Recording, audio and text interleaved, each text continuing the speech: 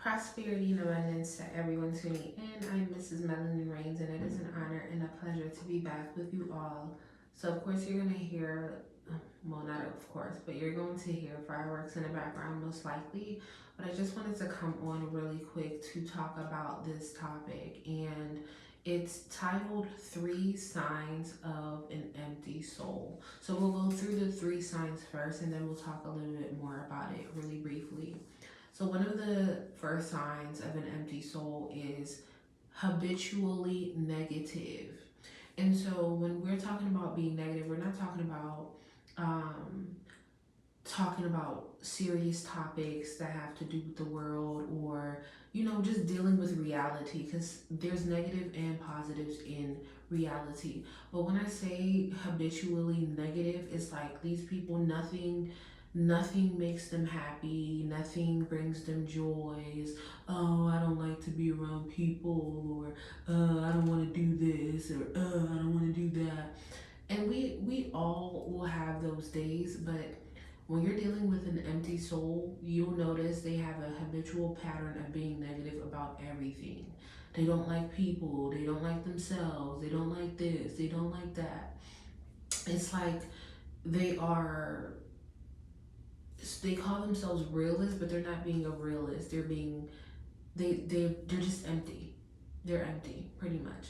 Okay. So the second sign will be that these types of people, they tend to avoid commitment. And even within commitments, they are not committed, if that makes sense. Okay.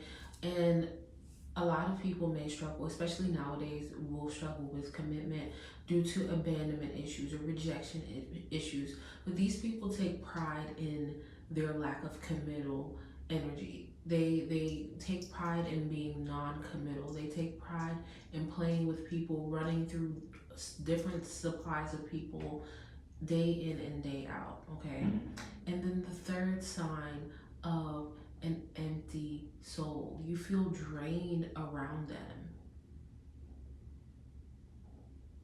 You feel drained. You will feel drained, exhausted after dealing with these people, or you'll feel a feeling of like emptiness, no connection. You'll feel like there's never any stability between the two of you. There's never any real connection. It's like it's like a carrot is being dangled in front of you that cannot be attained, because this person is an empty soul. They have an insatiable spirit, and they're always going to be seeking for more, and they cannot genuinely connect with anyone because they've lost touch with themselves a long time ago.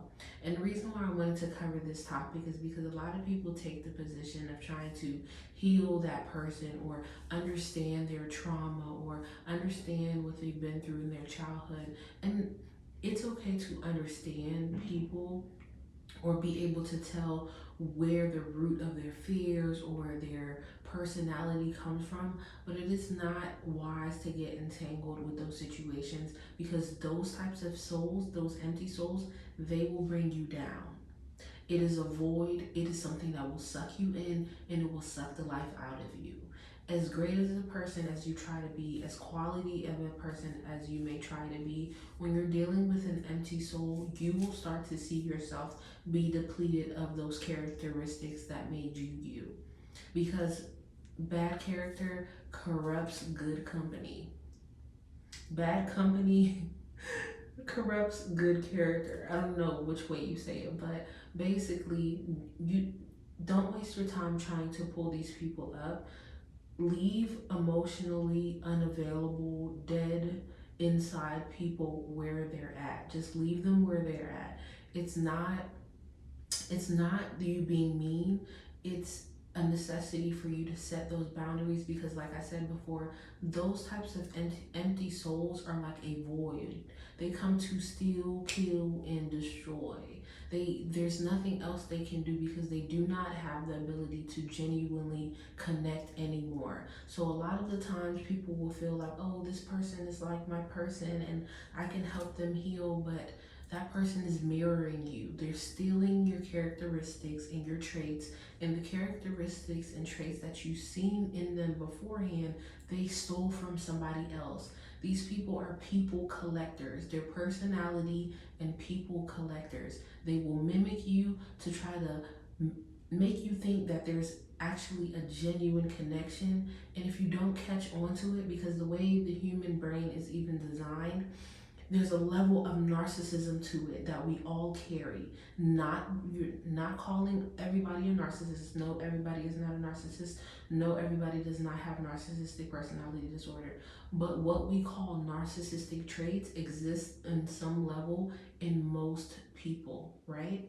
And so the way your brain is designed, if you're not observant of what this person is doing, you're going to feel like, oh, me and this person is just alike, or me and this person is meant to be, this is my soulmate, this is my twin flame, when in reality this person is mimicking you. It's like a toddler with a parent. The toddler is mimicking the parent because the toddler is still learning about the environment. The toddler is not familiar, and the toddler has not built any solid foundation yet in the world. Similarly to these empty souls, but toddlers are not empty souls. Toddlers are new souls. These empty souls do not have the ability to draw from the natural source anymore. They've been turned over to a reprobate mind. That's why you see they carry that negative attitude all the time. And like I said, I'm not talking about when you have to discuss heavy topics in the world, when we're decoding things and we're just, that's not the same thing.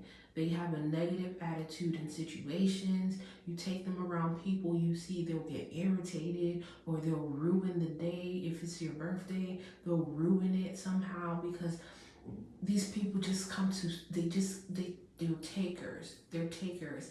And the way they respond to life is to constantly create chaos, because they have lost the ability to feel. So they have to go that extra mile. When you're talking about even on a sexual level, these people push sexual boundaries because they are dead inside. They need to feel something. So they have to go to the extreme.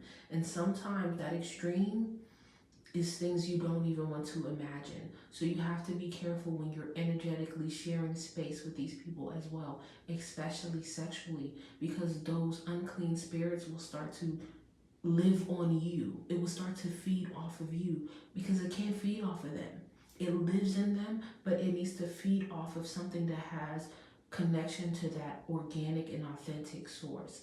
So as I said, I was going to make this video very short, but I just wanted to say that we're in an era where people, a lot of people they have a high level of empathy, or they're finding their way on their spiritual journey, or they have people pleasing tendencies, or they just want to do the right thing and be good and help other people. And you don't understand that a part of being a great person is being wise and discerning. This is why there's aspects of scripture that I really like. You have to be wise and discerning. You're not doing a good thing when you are allowing people who aren't good people to feed off of you, or to take from you, or come and rob from you. That is not what you're created to do. That is not what God asked you to do. God asked you to be wise.